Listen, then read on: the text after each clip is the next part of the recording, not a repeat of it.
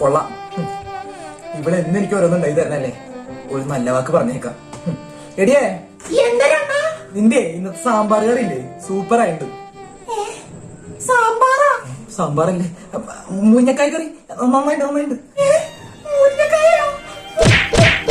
അതുമല്ലേ